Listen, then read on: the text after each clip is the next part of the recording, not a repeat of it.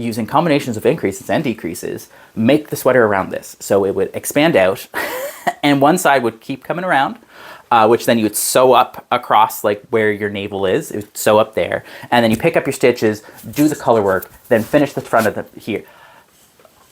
Bonkers. I don't...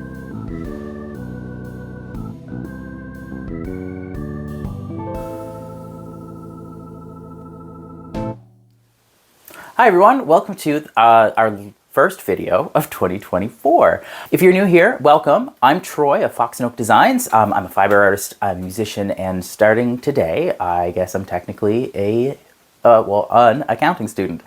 I like to knit, I like to crochet, I like to spin, and I wax poetic about all the failures I have in crafting and in life. If you like what you see and hear,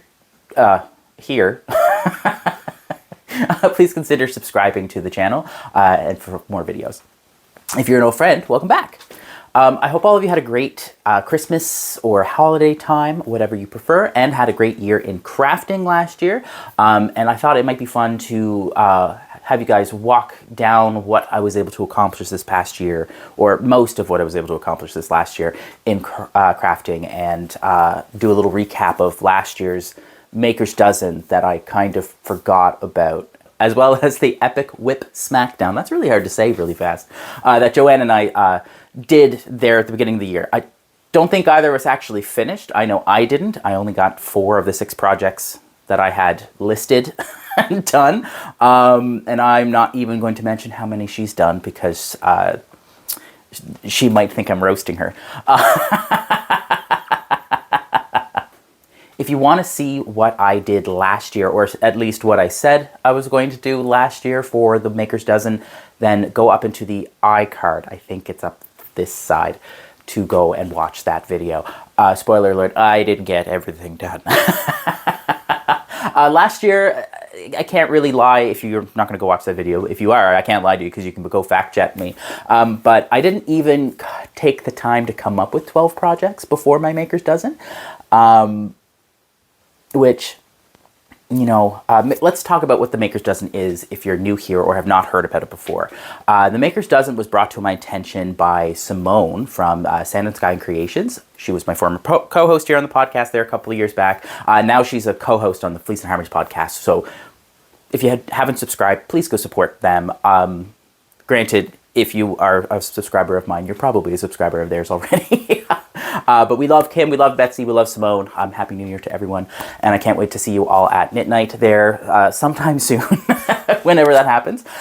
So anyway, if you're not familiar with what the Maker's Dozen is, it was brought to my attention by Simone of Sand and Sky Creations back, I want to say halfway through 2022, maybe the beginning of 2022. And Simone told me that she found out of it from Hadabashery's, not Haberdashery's, Hadabashery's Instagram page, where Miranda, the person behind Hadabashery, I have to keep looking at the name, otherwise I will say it wrong.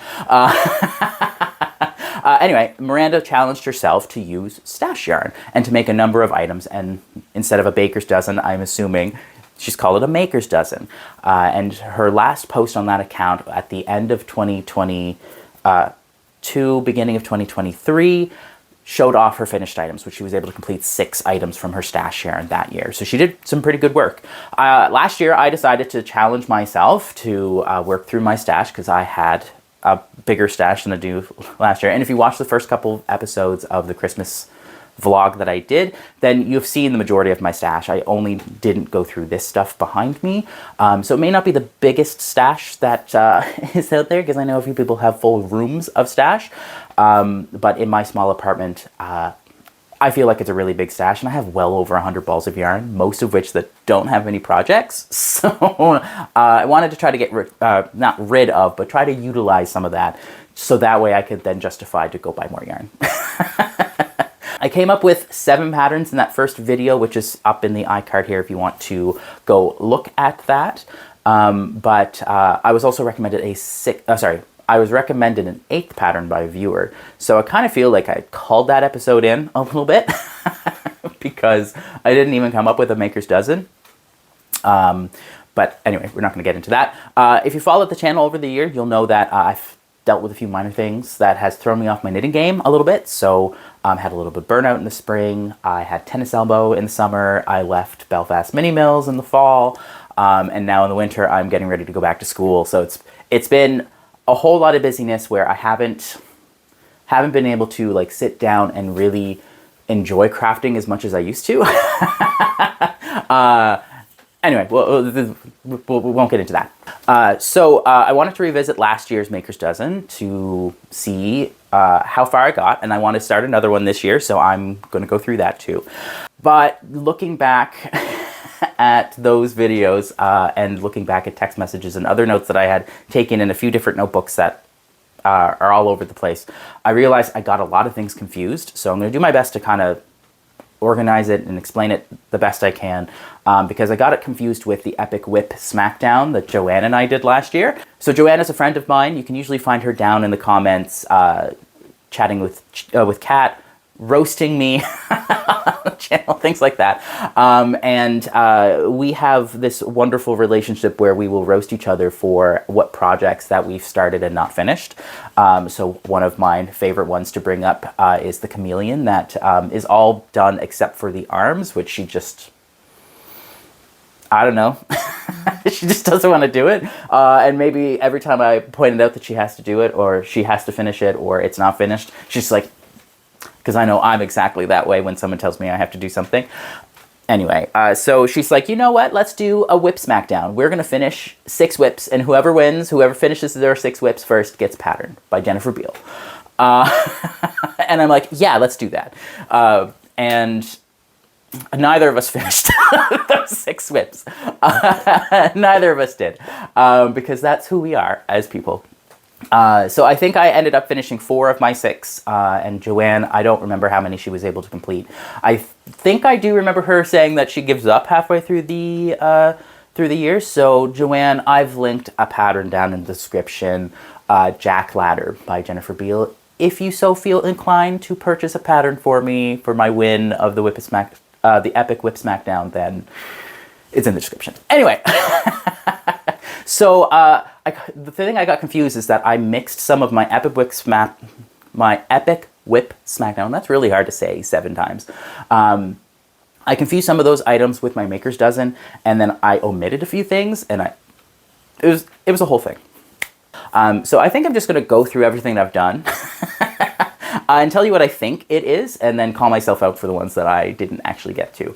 The first project that I had listed on my Epic Whip Smackdown, I'm pretty sure, was the Socks for Dad by the Crazy Sock Lady. So that's what these are. This is, I think technically I finished these in 2022. Oh, I have a window there that's giving me some natural light. I'll try not to put shadows on my face. Anyway, these are the socks. And I'll have a little graphic put up here at some point to give you the stats for nerds. But for now, these are the socks. These are made with Nerds with Needles sock base in the color Earth Magic. And I wear these socks all the time. You can see that I'm starting to get some pilling here at the heel. And if you look really close, you'll see that it's starting to wear a little bit. It's not threadbare, but it's starting to look felted. And that is not because of the yarn. That is because I have put these through the wringer, quite literally. So I learned something very interesting about, I'm going to stop shaking this. I've learned something very interesting about superwash socks and cotton microfiber cloths this year. And that is that if you wash them and put them in the dryer at the same time, the cloths and the socks will stick together like Velcro. So the reason why I was able to figure that out is because, full disclosure, I don't really sort my laundry very well. I sort the whites from the colors, and that's about it. So all of my cleaning cloths, so my microfiber cloths, go in with socks and all of my other regular clothes. So like, the t-shirt I'm wearing, all of that kind of stuff. And after I would wash them and put them in the dryer, after I took them out of the dryer, I would have to go and pull my wool socks away from my microfiber cloths. And I'm ripping them apart like as if they were Velcroed. And as time went on, after I continued to wash the socks 2, 3, 4 times, it started to make the socks look felted. They haven't been shrinking, but they look fuzzy and they pill worse. And this sock's not too bad. I have another sock that I will show you here that's much, much worse. But had I been more careful and cared more the first few times, I would have stopped doing it sooner. I have since stopped because one pair of my socks is quite... I'm not going to say that they're ruined, but they aren't as beautiful as they were when I finished making them. Anyway, I love these socks. I wear them all the time. Stats for Geeks are up on the screen if they're not, haven't been already. And when it comes to the pattern, it's really easy to follow. I'm pretty sure it's a 2-row pattern repeat. It's a paid for pattern, so I'm not going to go into any further detail. The yarn itself was a dream to work with. It didn't split. It was really consistent. The color is beautiful. It's showing up a little bit more yellow than it is in real life. It's more brassy than it is what's showing up on the screen. So I followed the pattern pretty close. I did make a couple of changes. So I followed the cuff exactly, but here down at the heel, if you look really closely, get my face out of the screen so it focuses there. Here, I've done a little garter stitch ridge. So that's just 3 garter stitches at the end of each side of my heel there. That's something that I picked up from the Hermione's Everyday Sock by Erica Luder. I think Loader? Sorry. And I really like that little design detail. So I put that into a lot of my socks now. So, and if memory serves, I think... No, that's a slip stitch heel. Never mind. Yeah, so I put that in there. And the other change that I made was in the toe. So in the toe, instead of doing a typical toe, it's going to be kind of hard to see on the form. I will pull this off. Please don't judge. I didn't wash these before I started this. I didn't have time to wash and let it dry. So here, you can see in the toe, I did short rows. So I basically did the opposite of an afterthought heel. The afterthought heel is where you just put in a stitch of work and then you put a toe where your heel is. I did a heel where my toe goes. So this is just a short row heel pattern that I followed. I think this is just a typical German short row. And I finished up the sock and it's great. So I used my Chowgies. I used my Chowgu shorties for these. I'm pretty sure I used a 2.25. I might have used a 2.5. If I had took better notes of these things, I'd something for this year. Anyway, I made the largest sock size. I measured as I went. I did decide to go with the largest sock size. So this is a 72 stitch sock. Typically I do a 64 stitch, but because I was using a smaller needle, I decided to do a bigger sock, like more stitches.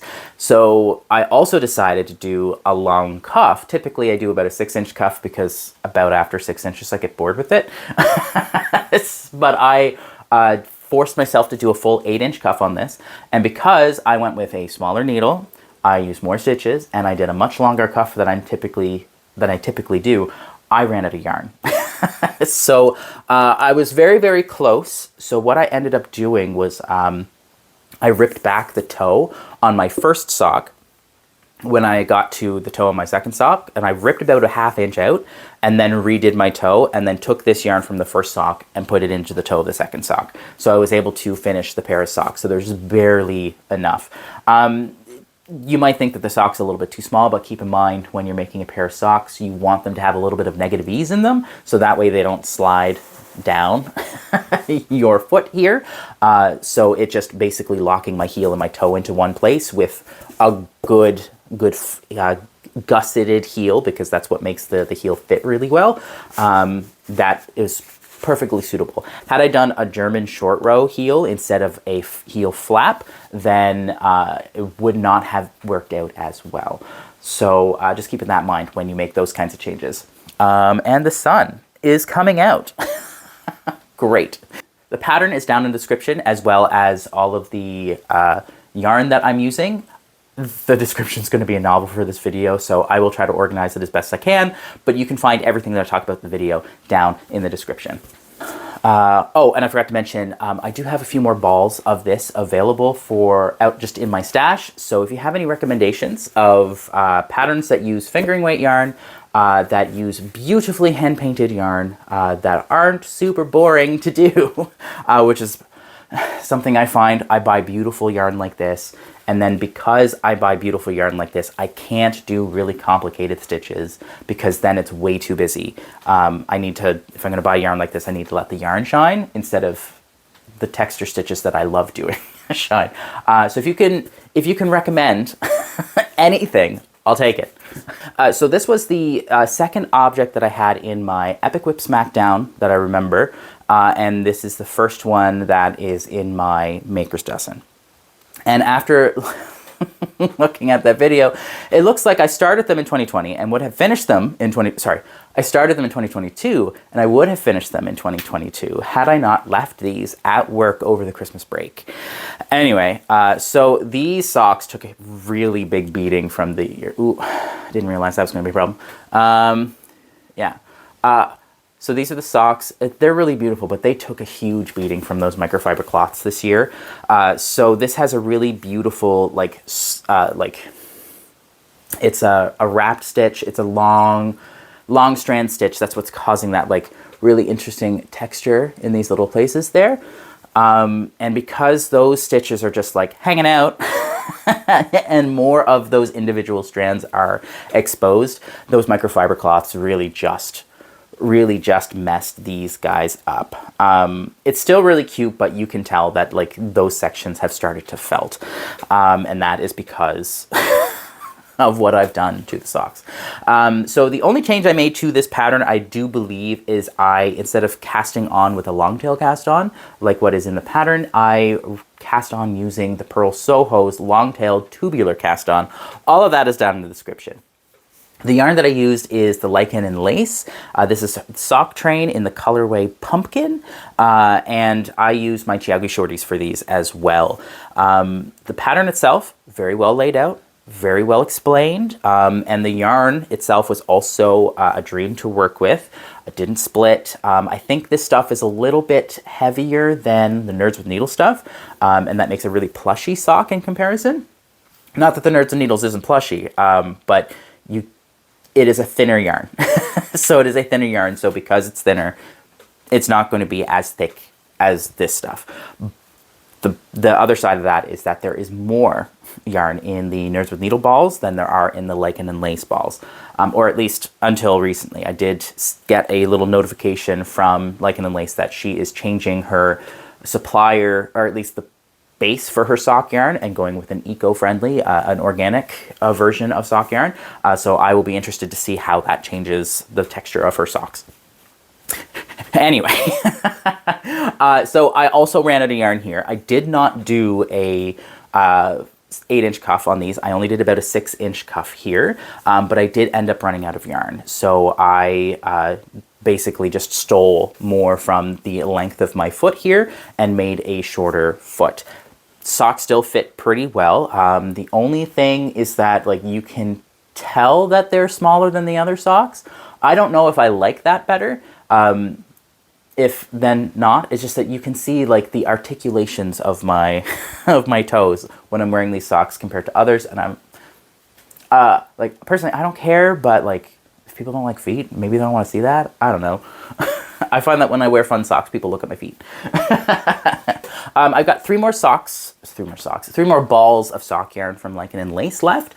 I've got Christmas Cactus, I've got a pine green color, and I've got another colorway which is called Woods.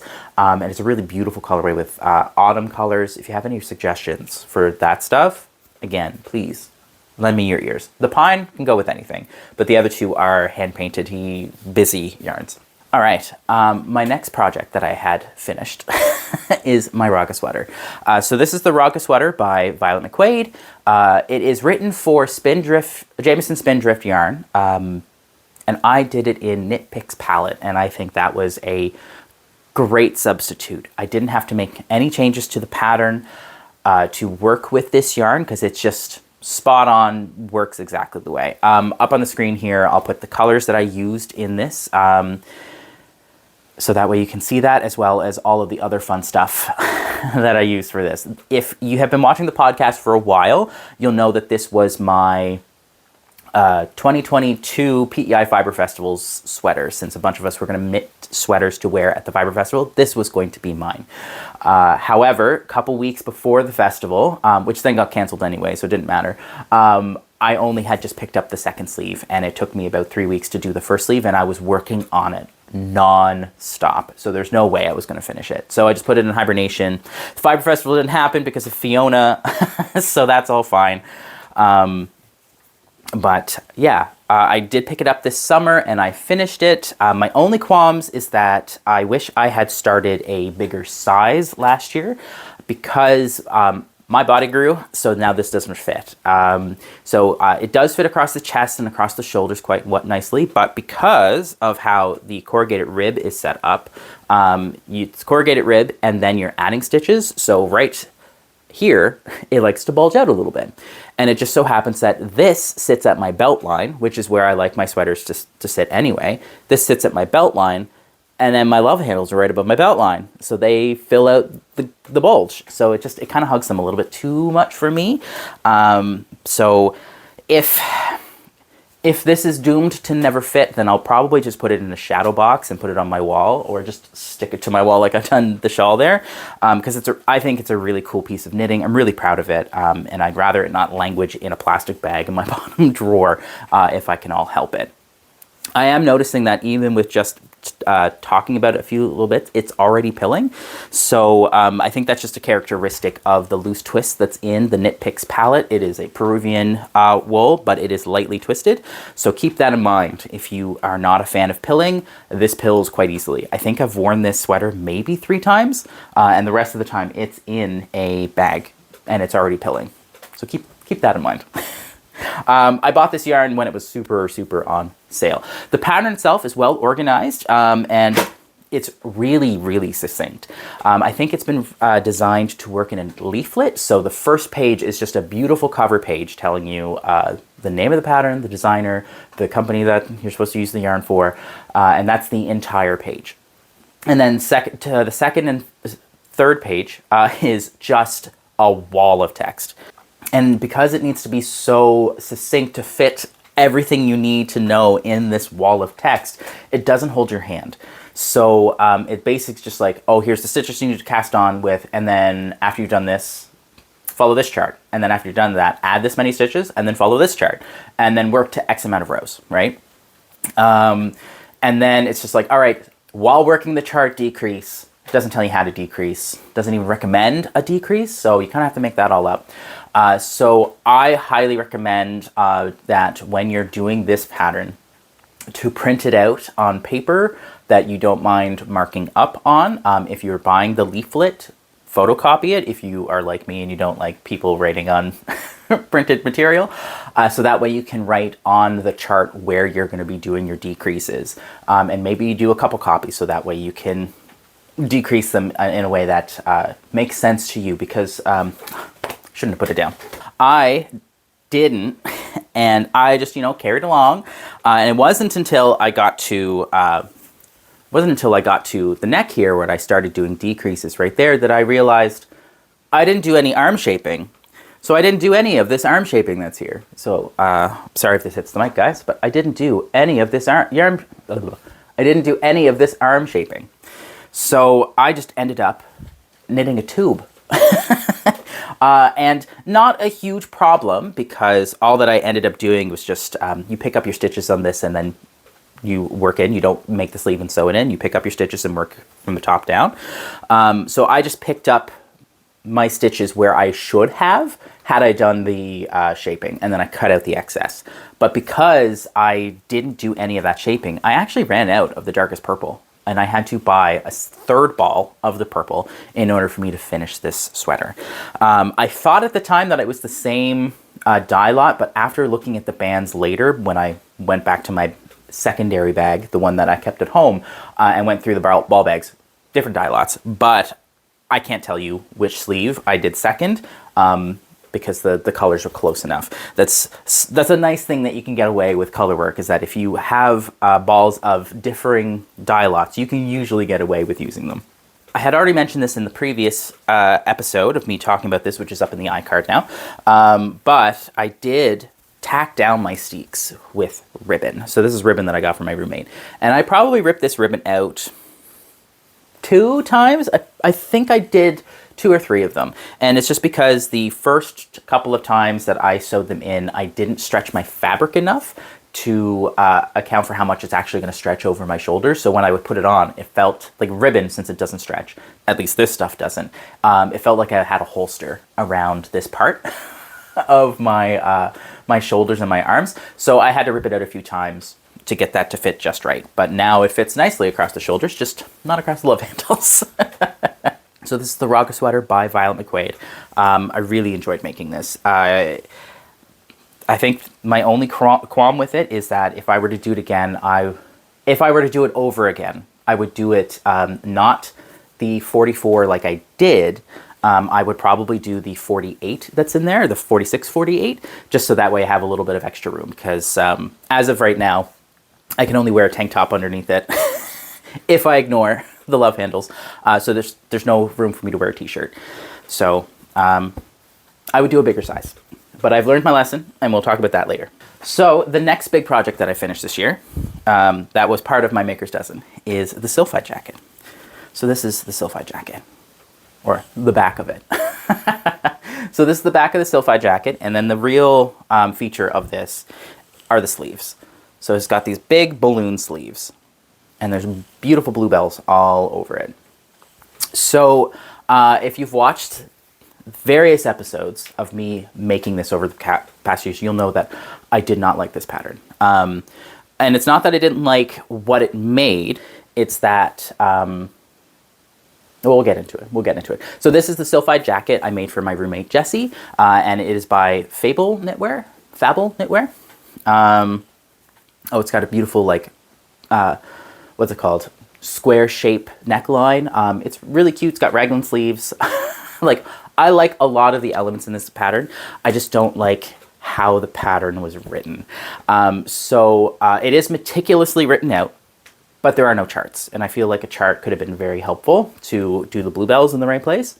And it has been released in two languages. Norwegian is what it was written in, and then it was translated to English, I believe, by the designer. I think she is bilingual, and she does a great job. It's easily understood. The problem is that both languages are released in the same PDF. So the pattern itself is like 55 pages long, and that is partially because it's meticulously written out, and the first half of it is in Norwegian, and the second half of it is in English. And I think it would be better for both if it was just released as 2 separate patterns in 2 different languages. So that's a nitpicky thing. But the really things that bothered me is that this pattern wasn't graded properly, and it's not size inclusive. I ended up having to make a new size, basically just basing this cardigan off of her pattern in order for me to make something that would fit my roommate properly.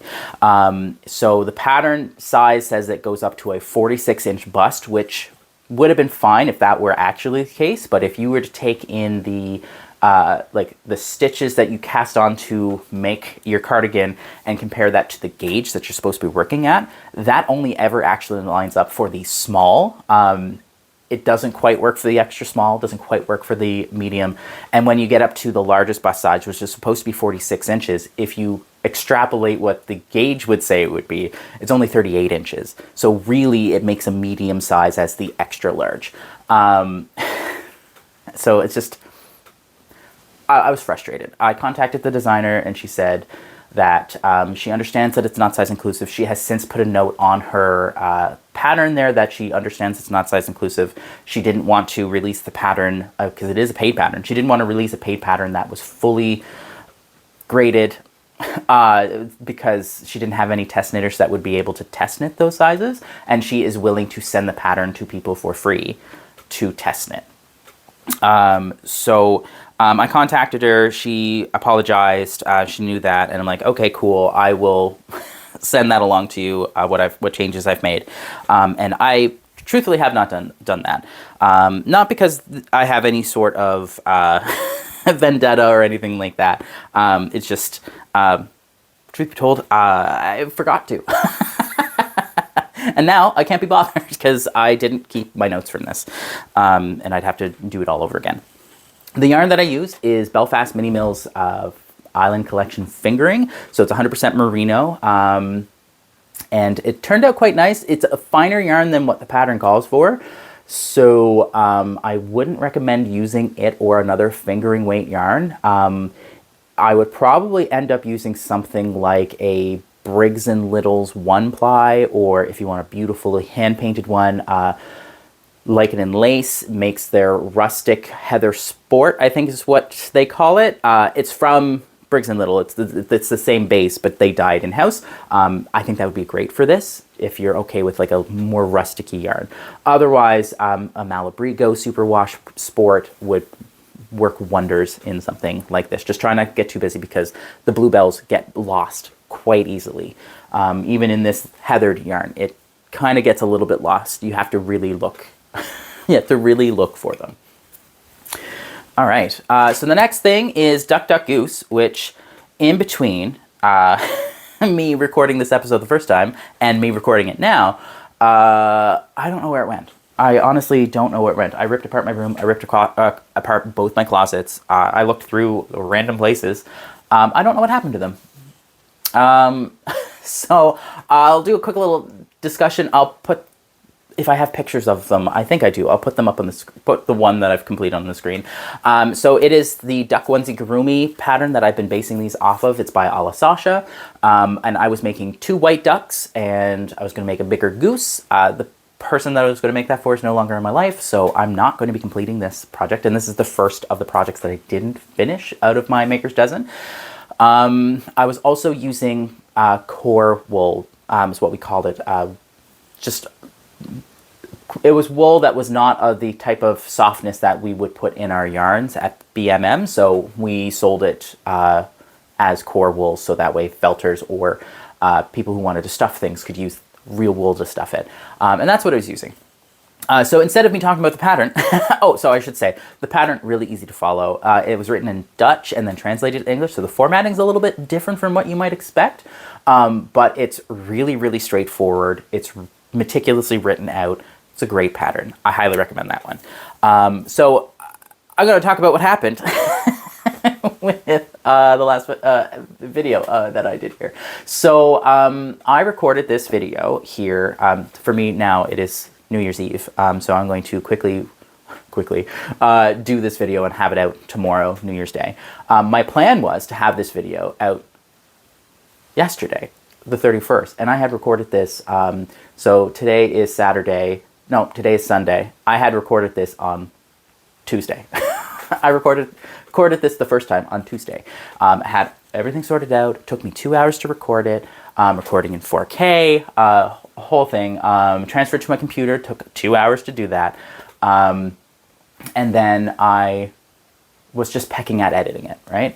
So yesterday I tried to do, so this is the 30th, I tried to do like a big chunk of the editing. So I was putting in like the chirons, so like the pop-ups that come at the bottom of the screen to tell you what I'm talking about. Putting in the chirons, cutting out the ums, the ahs, the me getting up and getting down and all of those things. Cutting that out, spent almost 4 hours doing that. And then I took a break. And then I decided to play a video game, and because of limitations of my computer and stuff, I have this game on the same jump drive that I had the video on. So after playing this game, the video file got corrupted on my jump drive. And I had already deleted the file from my phone because it was taking up all the space left on my phone. So I could not even recover all the work that I had done. And I was quite upset about that yesterday. So you were getting this a day late, maybe 2, we'll see. Still learning, and now I know not to delete any files until after the video has been uploaded to YouTube. My bad. Sorry, guys. Anyway, so the next project I've got is the music hoodie. So if you've been following this podcast from the very beginning, you know that I've been working on this since the very beginning. So this is my music hoodie. So this started off as a kind of Troy is Jealous project. So back in I want to say 2019, when I first became aware of Jennifer Beale and her patterns, I was blown away, and continue to be, by her non-traditional construction and how beautiful her sweaters always turn out to be, right? The patterns are just gorgeous. And from everyone that I know that have made one of her patterns, they said that they're like so well put out. They're graded wonderfully. I was just super jealous.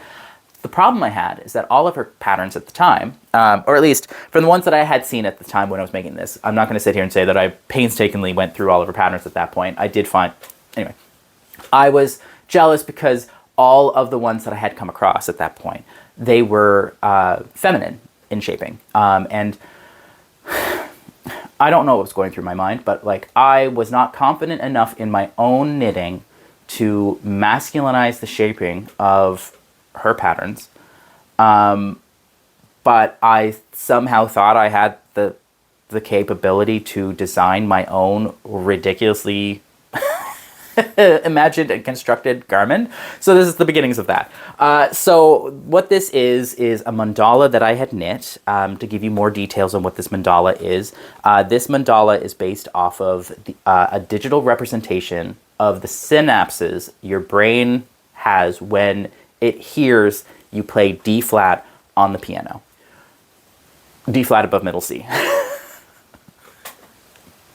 And I realize now how out of fucking left field that is. But that's where this started. So this was my music hoodie. Like, I think I was just trying too hard to be like so deep about this. This was supposed to be inspired by my favorite piece of music that I played in my undergrad. So, as I mentioned, I'm a musician. If you're new here, my major instrument is the clarinet. I'm also a singer. And my favorite piece going through my undergrad was Debussy's Premier Rhapsody. And it is in D flat for the clarinet. So I'm like, oh my God, I want D flat. Forgetting that the clarinet is a transposing instrument. So when I play D flat on my clarinet, it's not actually D flat, it's B natural that I'm playing. So it's wrong to begin with. And then the other piece of color work that was supposed to be on it was from a specific rip of music. I was going to do a like a bar of color work to represent like that specific rip, which was my favorite thing to play. So the idea was we're going to start with the mandala, work from the center, work your way out, and then this is the back of the sweater. And then I'm supposed to, using combinations of increases and decreases, make the sweater around this. So it would expand out, and one side would keep coming around, which then you would sew up across like where your navel is. It would sew up there. And then you pick up your stitches, do the color work, then finish the front of the here. Bonkers. I don't know. This is why I don't know what was going through my mind. Because apparently I thought I was good enough to be able to come up with something so ridiculous, but I didn't know enough about shaping to masculinize shaping in a project. Troy's a funny boy. Anyway, so I've decided that I'm not going to be doing the full hoodie anymore. So this is the second of the two projects from my Whip Smackdown that I did not complete and will not be completing. So I think what I'm just going to do with this is maybe just continue with the white a little bit, just so that way I have enough white to put this into a large embroidery hoop and just put it on the wall. I think it's a really cool piece of knitting. Like it's really neat. I like it. I like it a lot. So I don't want to just like toss it and keep it in a bag like I have for the last 4 years at this point. It should see the light of day. That's my story about that. This is made out of Belfast Mini Mills Island Collection worsted in white and black, and the multicolor that's in here is just a white skein that had been rainbow painted by Linda there in the first years. But yeah, that's all I have to say about that. So the next thing on my list is the Peacock Shawl. So the Peacock Shawl is by the Knit Picks yarn team. The Knit Picks design team, and it's really cool. I've talked about this a couple of times, more so of I need to finish this. I started this when I had my store back in I'll show you the right side. Back in 2018, 2019. I think I started this in 2019. And then after I closed my store, I stopped working on this. So this is what the shawl looks like so far.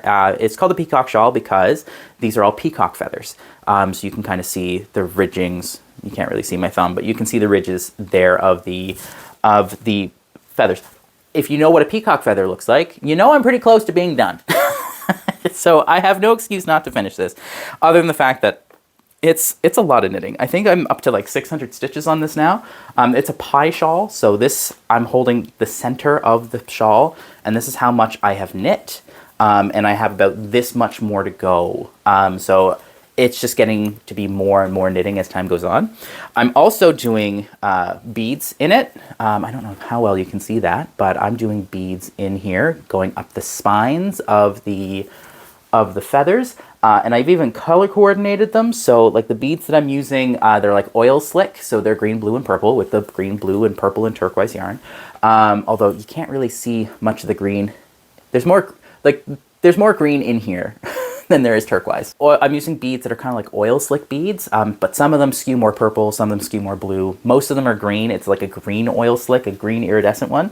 So the majority of them are green. So what I had done is I bought a few tubes of this and I sorted them out by green, blue, and purple, and then I'm putting purple purple lines, green lines, blue lines. I think I have enough to finish, but I might have to go buy more because I do have... Oh no, I should be fine. I've got 2 more big tubes. I'll hold this so that way I can actually show them. These are Mizuki beads. So this is the good shit. And I've organized them into green, and I think I've got at least one more in here. Yeah, green and purple. So I will sort them out as time goes on and finish this thing. I do have a story about the yarn, though. The yarn is VJ Fibres silk. So this is mulberry silk. And the story... Oh, I should say this is VJ Fibres Allegro. This is the color Opal. It is showing up more vibrant blue and purple on the screen. There is more green in this. I would say the dominant color is blue, but the next dominant color is like a peacock green, but it's showing mostly blue and purple on the screen. Blue and turquoise, really. Anyway, so I got this here in 2018. I'm going to say 2018, beginning of 2018. And the story behind this is... the story behind this is that the company that makes this yarn, the yarn is lovely to work with. The reds like to bleed, keep that in mind. But the person who I dealt with most in that company was not a pleasure to work with. I'll just put it that way. So I bought this yarn because Barati is her name. She's one of the owners of this. It's a family-run company. She was doing a trunk show in Charlottetown, I think, and Linda from Belfast Mini Mills brought her down to my shop so that way I could meet her. So at that point, I'm pretty sure that Barati is... Well, I mean, I think the only thing that Linda was buying from Barati at that point was just raw silk, so that way she could put it into the yarns that we made at BMM, and that's who I continued to buy silk from when I was there. But Barati wanted to sell the yarn that she made. So Linda brought her down to me to see if I'd be willing to pick up some of the balls of yarn, and I looked at her yarn, and she has beautiful, beautiful yarn. And because she was doing a trunk show, not only did she have yarn, but she had finished projects using the yarn. And I spent a lot of money, and in some cases specifically, so that way I could get the patterns for the yarn, for the items in the trunk show. The one in particular that I'm still a little salty about is that there was a pullover that she had that was beautifully knitted. It was like a loose, airy sort of knit. So I think it was using like a fingering weight, but like using DK size needles, so like a 4mm or something like that. So it was really really like open. The stitches were open, but then the sleeves, it was like a raglan sleeve sort of deal, and the sleeves were all lace work. And I really wanted to make that so that way I could sell in my shop. So she said that she would give me the pattern if I bought 2 balls of the yarn that the pattern uses. And I'm like, cool, I'll do that. The balls for me to buy wholesale were $45 a piece. So in order for me to make money from, so $45 American, I should say American dollars. So in order for me to make money off of it, I had to sell it in my store for I think I had it on for $94.99. So $95 Canadian. So I think I was only making like $25 a ball from this stuff. So it was really expensive. I bought 10 balls. I spent well over $450 for that. And strike one, I bought some yarn specifically to get patterns, and I thought, oh, she'll send me the PDFs later. No. She just told me where I could go buy the pattern.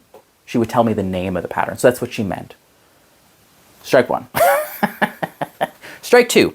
I rolled off the 2 balls I bought of this color. And although it's getting a little haggard in here now, if you look closely, these 2 balls are different sizes. They are different sizes. So I rolled off these 2 balls. One of them, I think this one, well, obviously this one was like 86 grams, and this was like 110. No, not 110, like 107. Like there's more. This is a bigger ball, and this is a smaller ball. They're supposed to be 100 grams. So I contacted the company through their Facebook page because I'm a millennial, and obviously I will not call somebody unless I absolutely have to. And I didn't get a response. So a couple weeks later, after waiting for that long, I went through my records and I found her phone number and I called her and told her, okay, what do I do in this instance? Because like if I had sold this to a customer that came back like, I don't have any more of this yarn. Like, what's your policy for this? And she's like, oh my God, I'm so sorry. I'll take care of that for you. So the fact that no one was watching their Facebook page was strike 2 for me, right? But she sent me the ball of yarn for free. And I believe that ball of yarn it's either this larger one or it's in here already. So I have 3 balls of this. I have lots of yarn to finish this. So then strike 3 for this person came when I was working at BMM, and she contacted the company, or rather, after I contacted her to buy silk from her because I needed more silk, she asked me if I'd be willing to make yarn for her so that way she could sell wool yarn. And I'm like, sure, I can do that for you. Here, I'll send you some stuff. So I sent her some stuff, and then after a little while, she received it and she looked through it. She called and she's like, hey, I want to talk more about this. Can I have your personal cell phone number so I can call you when I'm properly free? And I'm like, well, we can talk now because you just called me on the store phone and it came to me, right? And she's like, no, I feel better if I have your personal cell phone number. So full disclosure, I don't give out my cell phone number to people. I give it out very rarely, okay? And when it comes to work-related stuff, which I would include this really, I don't give people my cell phone. And that's because I worked in tech support.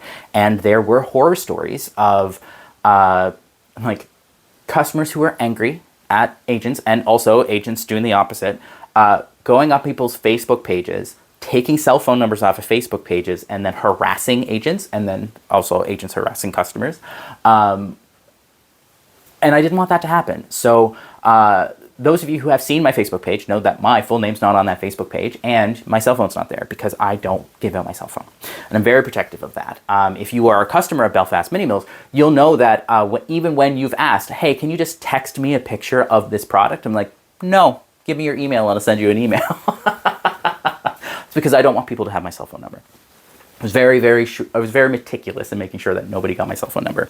And the couple of times when it was given out without my permission, well, you can't reprimand your boss, but I made sure that they knew that that was not appropriate.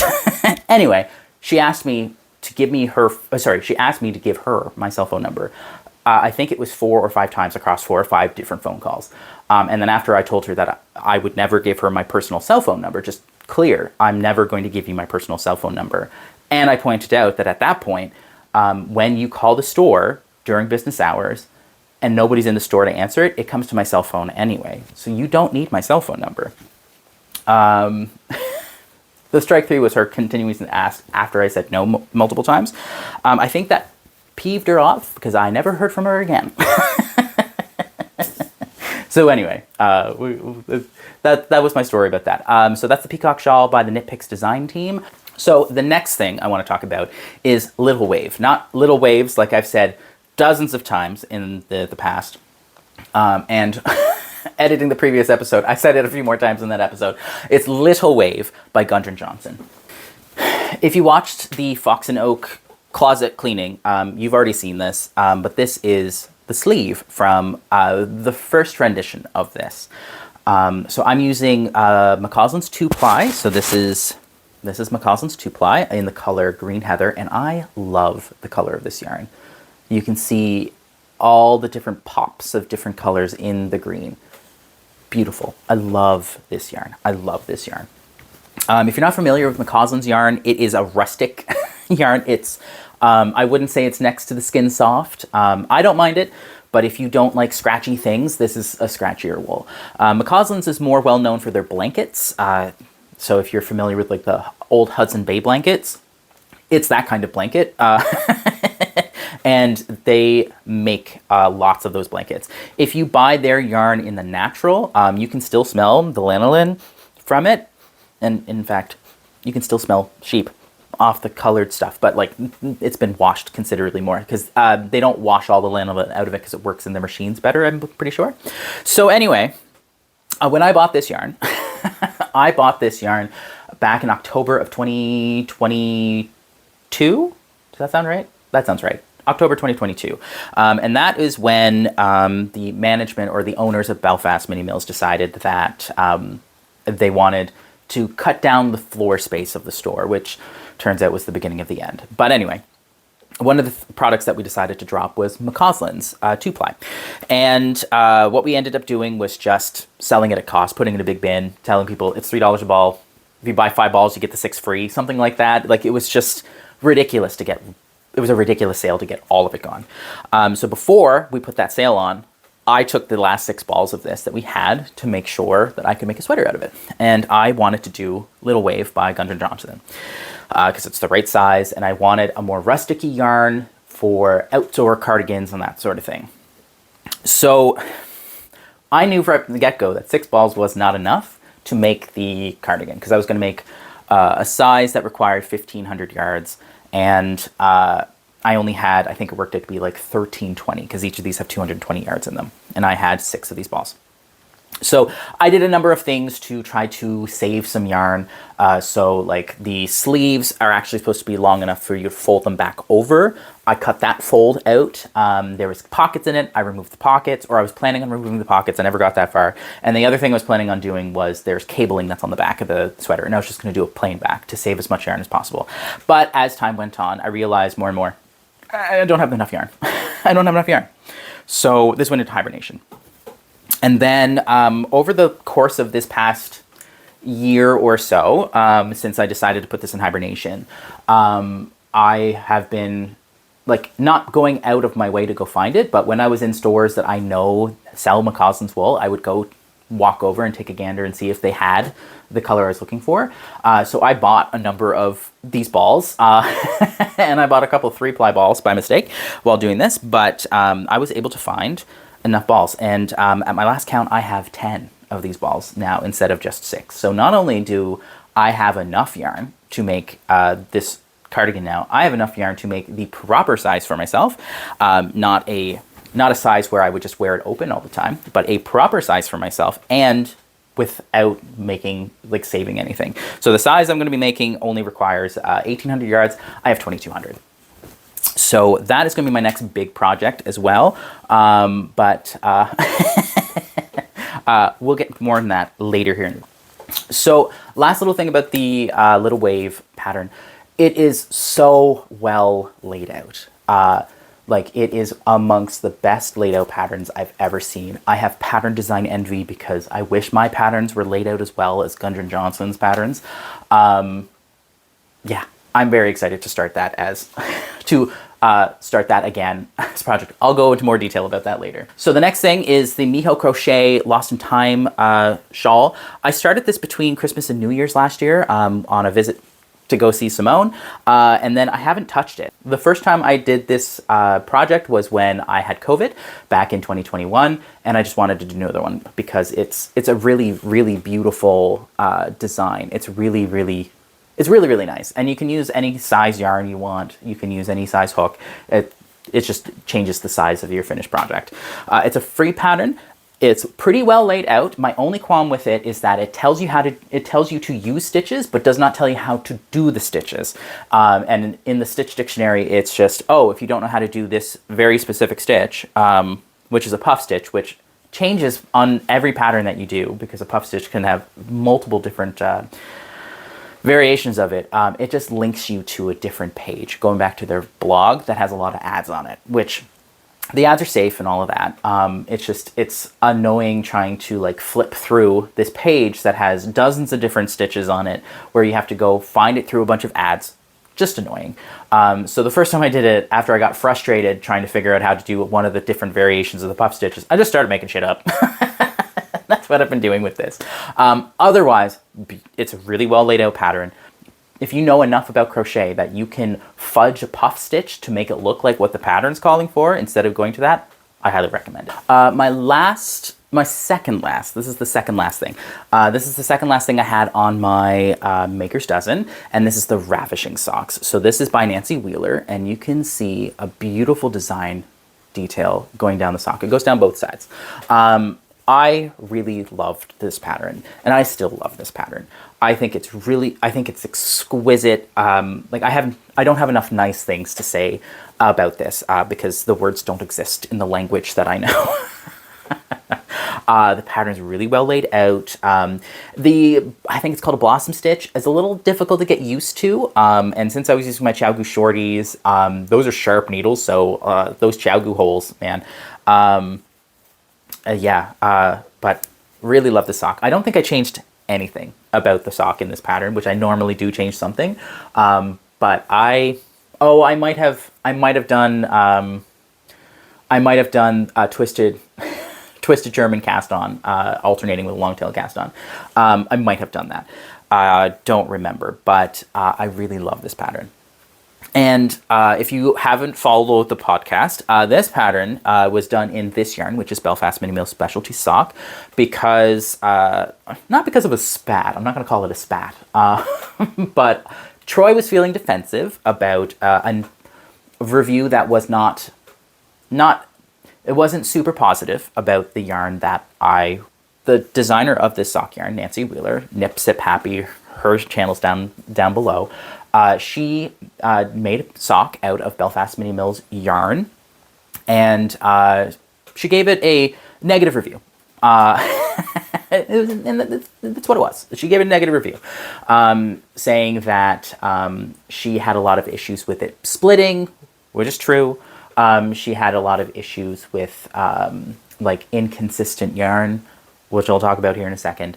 So after that review went through and I watched it and all of that, I was a little defensive at the time, and in my next video that I did, I talked about how twist affects yarn and explained different things. So looking back, like quickly before that video, and then later once my feelings had settled about it afterwards, I went back and I really looked at her previous order.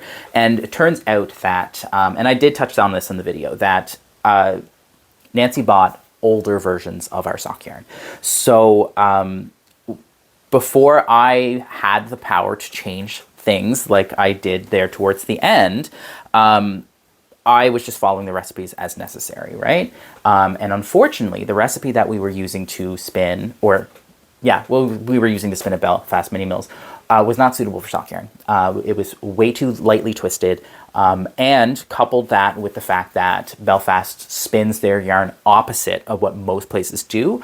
If you are a Western style knitter, so continental, English, that kind of thing, you, as you knit, you actually untwist our yarn as you go, making splitting stitches that much more of an issue, right? That was the case of the yarn that she had there. And so when Simone and I were working there, so back in 2022, I want to say beginning of summer, late spring, that time period, Simone brought to my attention that, she had made a pair of socks out of our yarn and it was going threadbare pretty quickly. So we decided that we would go back, change the formula, add more twist in both the spin and in the ply to help make the yarn more to make it more resilient and less prone to pilling. So at the time, when I was going to make this pattern anyway, I was going to use my pine lichen and lace that was what I was going to use. I wasn't even going to use Belfast Mini Mills. But I decided to use Belfast Mini Mills yarn and went through, and it's made a beautiful sock. This is an old colorway. This is from the before times, before Simone and I had modified the recipe to make it better. And at the time I finished it, I'm like, oh yeah, it's fine. Now, after having these socks for, I think I finished these in August. I've had them for 5 months. I wear them quite often, but I don't wear them often enough for them to be pilling as bad as they do. And I know that has been a constant complaint of customers, and the stock response that I had been given by my bosses is that all yarn pills, which is true. And I did have a cardigan that pilled quite badly, but that's because I was washing it poorly, and that's what I thought all it was. But I have never put these in the washing machine. These have always been hand washed, and they are still pilling quite badly. So I'm sorry for anybody who has purchased the yarn that I made between 2019 and beginning of 2022, especially the sock yarn, for pilling so badly. I know that the stuff that we had been spinning later, because we upped the twist of most things just to make it pill less often, I feel much better about that product that I made back then, but it doesn't matter now because the store's closed. So I do expect these socks here to eventually wear out at the heel and toe, which I'm kind of excited for, because then I get to show you how to use a darning egg. So I am purposefully going to try to wear these out, so that way I can show you how to do that. But I don't have enough nice things to say about this pattern. It's just exquisite. I really love this pattern. The last thing that was on my maker's dozen that I finished is, of course, the Entwined Queen shawl. I love this shawl. It's so nice. I kind of broke my own rules with this one, though. So the Entwined Queen shawl is by Julia Decker. I used Malabrigo sock and Ultimate sock for this. And the original colors that I had chosen to do this was the Frank Ochre, which is the yellow that I did use, and then Diana, which is another hand-painted. It's a beautiful skein of yarn. It is quite heavy in yellow, similar to this Frank Ochre, which the Frank Ochre is more like Dijon mustardy color. It's not quite as bright as it's showing up on the screen. I had picked this for that, and when I started it here in August, was it August? I guess it might have been July. It might have been July, might have been June. When I started it this summer, using the original colors, there wasn't enough contrast. So I ended up going back to the Woolen Tart in Wolfville to go buy a contrast color, and I bought Wales Road, which is Malabrigo's Ultimate sock. I love this pattern. It's beautiful in the front. It's beautiful on the back. It's a really good pattern for learning how to do brioche, especially cabled brioche. Not only is the written instructions like super well laid out, the charts are also color coded, which was ingenious. I love that for you, Julia. I'm shamelessly stealing that next time I do a next time I do a cabled piece. The cables are going to be color coded. Just fantastic. The pattern was laid out really well. I didn't have any problems with making the pattern. Yeah. So last time I talked about this, which is up in the description here, or iCards. Last time I talked about this, I said that I made a major mistake in the pattern, and I challenged you guys to find where the mistake was. And no one in the comments that I could see could point it out. But I will show you that the mistake is right here. That's the mistake. So you're supposed to have these like little loopy things go all the way across, all the way up, including here. So you'll see down lower, I've got it. I forgot to do it right there. So that's the mistake that I made. Other than like some other minor ones, like putting a pearl was where I wasn't supposed to. So that was the major mistake that I made. The last thing that I had listed on my Maker's Dozen was recommended from a viewer. I know which viewer that was, but I can't remember if she's okay with me saying her name. So if you want to identify yourself down in the comments, please feel free to do so. But it's the Musselburgh hat by Ysolda. So I queued it up, and then in typical Troy fashion, completely forgot that my queue existed and never touched it again. So I completely forgot it existed. Like this pattern existed. So I didn't even buy the pattern yet. It's just on my wish list. I do have this skein of yarn that I was going to do it in. I have since removed this from my newer queue. We'll get into that later, just because I have other projects I want to do. But I'm going to hold on to this yarn for that project. This is one of the things I finished there last year. This is wrapping paper, the colorway wrapping paper from Good Vibrations. I think this is Polwarth in silk. I think it's Polwarth in silk. So that was the last thing on my list. So I have been rattling off here. I have a script here. I was saying I feel like I've been rattling off, but I have been rattling off for me an hour and 20 minutes at this point. So I was going to talk about a few other things like the skeins that I had done and some of the spinning that I had done, but we're going to leave that to the wayside because I want to get into the actual this year's Maker's Dozen. So the first thing that I want to talk about here in my Hadabashery, I wrote that wrong there, the Hadabashery Maker's Dozen. I'm going to do it again this year, and my goal for this year is to finish these 12 items using my stash without buying any more yarn until these 12 items are finished. And some of these are big projects, so I've got some work to do. The first thing that I'm going to be doing is a collab that I shouldn't have done before Christmas, but things fell by the wayside for me, I'm afraid. But I'm doing a pattern collab with Red Island Fibres. I am designing a pattern for for her yarn. So I am using some of her Eco Process DK in the colors Grey Day, and I believe this is into fall, or this is fall. I will put the names on the screen here if I'm incorrect. And I think these are beautiful together, so I'm going to be doing a pattern. I am just testing out some brioche stitches with it currently. I don't know if it's going to be brioche or not. I think what I have so far is a little bit too complicated, but I fell in love with two-colored cabled brioche because of the Entwined Queen shawl, so I want to kind of do something there, but we will see.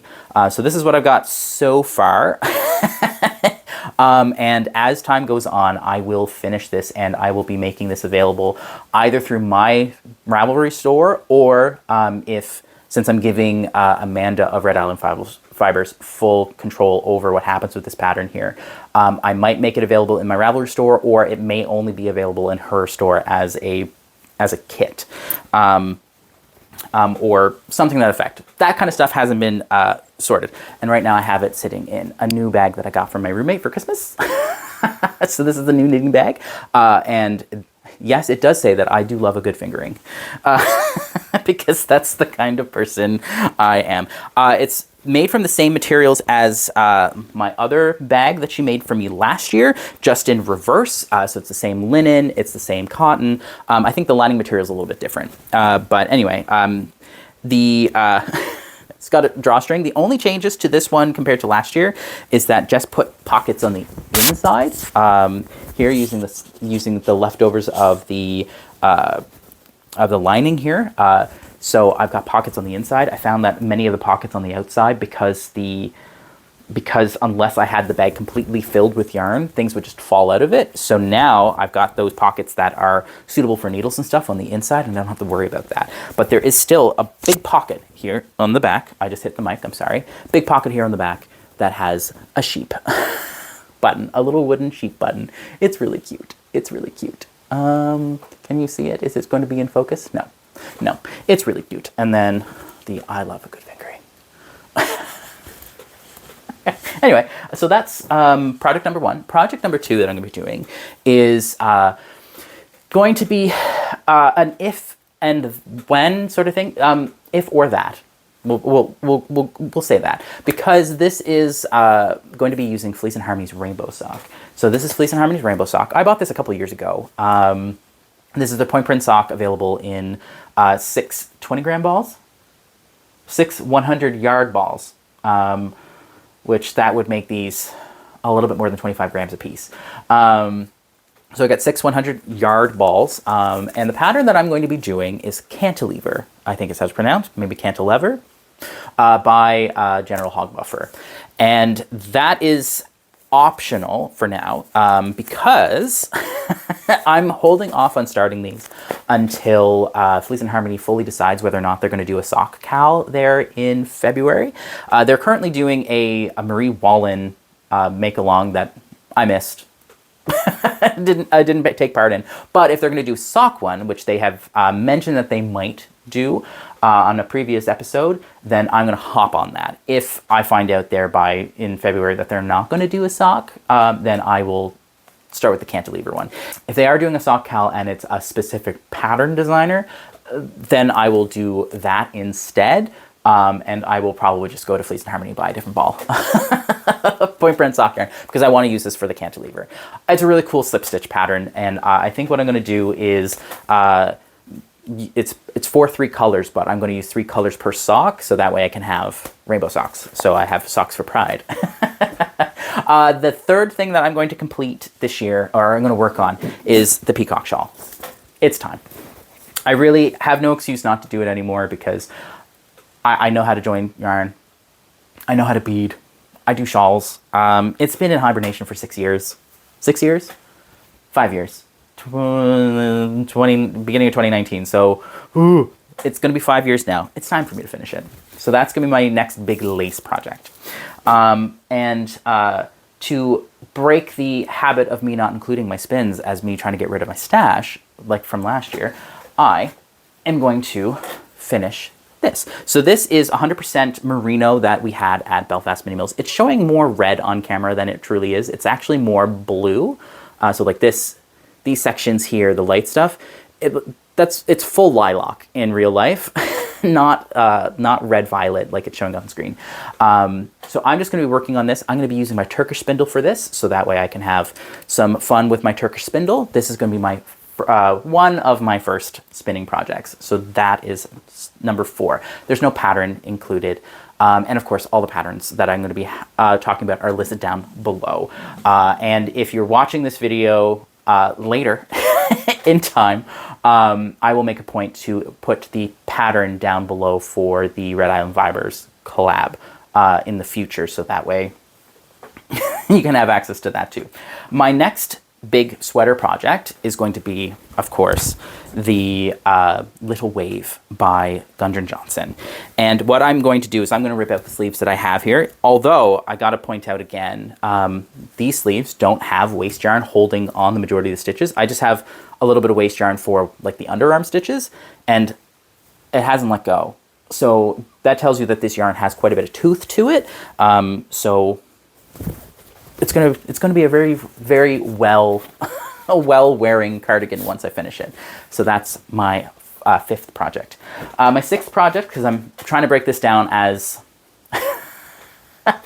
into things that I could use into big projects and small projects. My next project is going to be Fallopia, also by General Hog Buffer. If you haven't checked the Ravelry page for that designer for General Hog Buffer, please do. It's so cool. The patterns are so cool. They're so cool. So Fallopia is a cabled pattern, and I'm going to use Red Island Fibres, eco-processed organic merino, and in the color Fairy Dust. So it's, are you going to focus on that? Yeah, okay, perfect. So actually it is showing perfectly today, not like last time.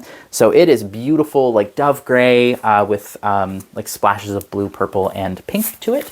And I think the majority of this being a speckled yarn, I think this will be not busy, it'll be quiet enough, unbusy enough for me to do that really complicated cable, which is up on your screen.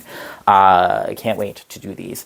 I'm also going to try out a new heel. The stuff that I have here is from her first run of the fingering weight, which is just merino. There's no nylon in this. So I'm going to try a different heel that is supposed to make heels last longer. And we'll see how that works out.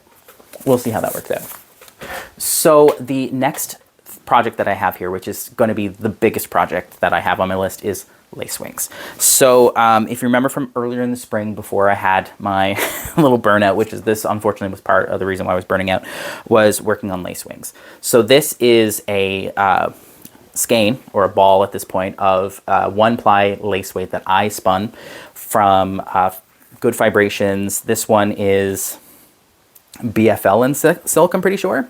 And it's knitting up beautifully. Like that gradient, stunning, fantastic. The problem I had at this point, where I am at, is that I was using an Italian pattern to do a lace project, and this is all the pattern that it included. That's it. This is as big as it gets. Like there's edging that I could add to it, but that's as big as it gets, and I still have all of this yarn. So this is basically a color repeat.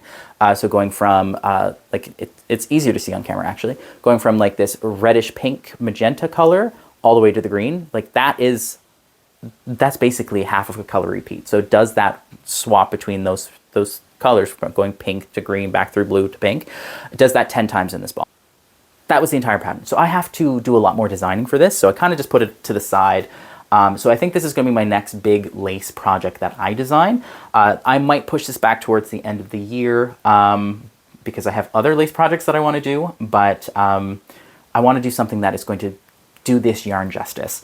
So I think what I'm going to end up doing is ripping this out and starting over and actually designing something before I start, instead of me just winging it now and then adding stuff later.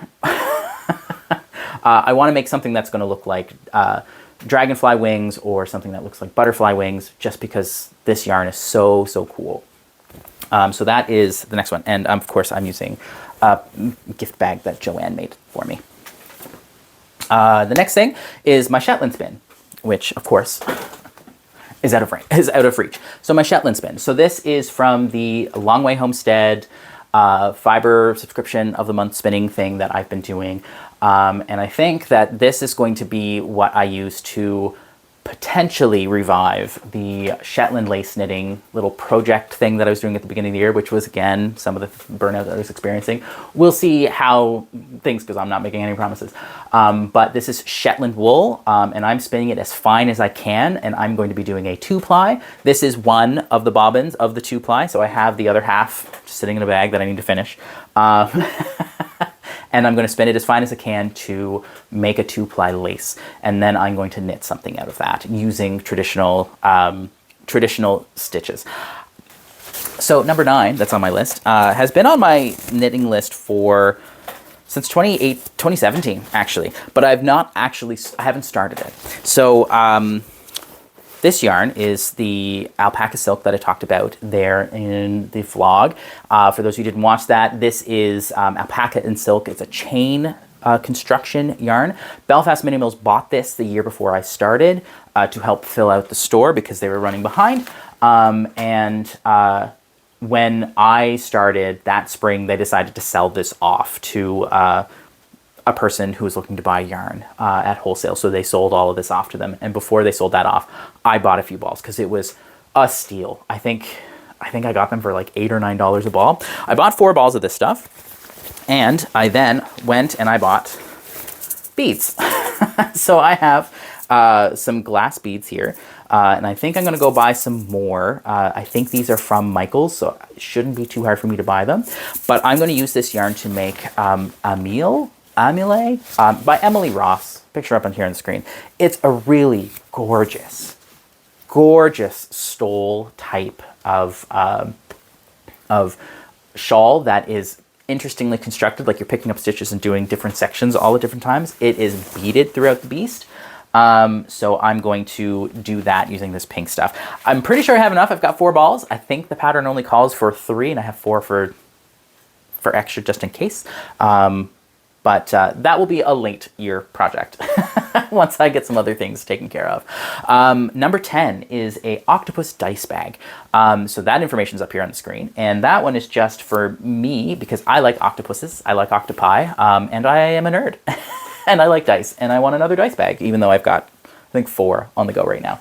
And what I'm going to be using is this. I've got a ball of worsted Nerds with Needles yarn in the color Dragon Scales. This is the bluer colorway. It's showing up more of royal blue on the screen. It's actually a little bit more turquoisey in real life.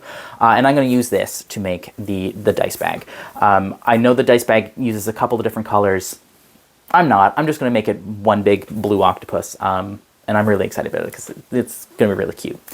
So my last spin that I got this year is from this bag that I found in my closet. So this is Northern Lights. This is a 50-50 blend of merino and mohair that Belfast Mini Mills made a few years back. I bought it a few years back when I first started to spin on a spindle, and then I never opened the bag.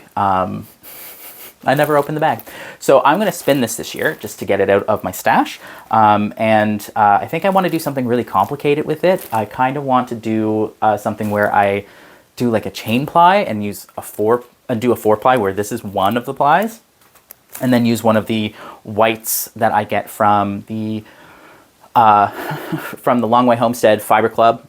Use one of the whites there, and then maybe dye a couple of the ones that I get that are also white black if I don't get a black in the meantime. So that way I can have 2 strands of black, 1 strand of white, and then 1 strand of this to make like a night sky, starry, aurora borealis sort of dealie. We'll see. The last thing I've got on my list is actually the Winterlight Cowl by Simone.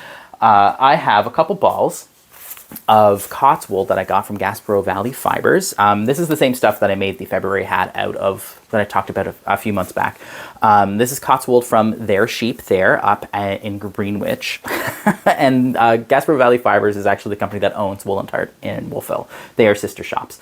And I know that technically speaking, the pattern that Simone has written, I don't have the right amount of yarn for the colors that I have, because I only have 1 ball of each of these, and I'm going to use this is my dark color, this is my light color, and it's going to be like a low contrast cowl.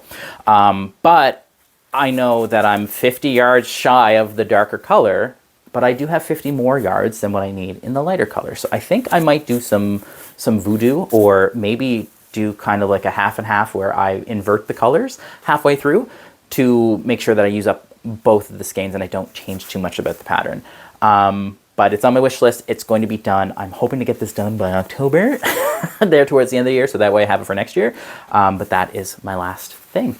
So to make sure that this video doesn't get any longer, let's quickly give myself a rating, because it's rating time. Since I only completed 4 out of the 6 of my Epic Whip Smackdown, and didn't finish everything. I only finished 4 of the 8 things I was going to finish on my Maker's Dozen.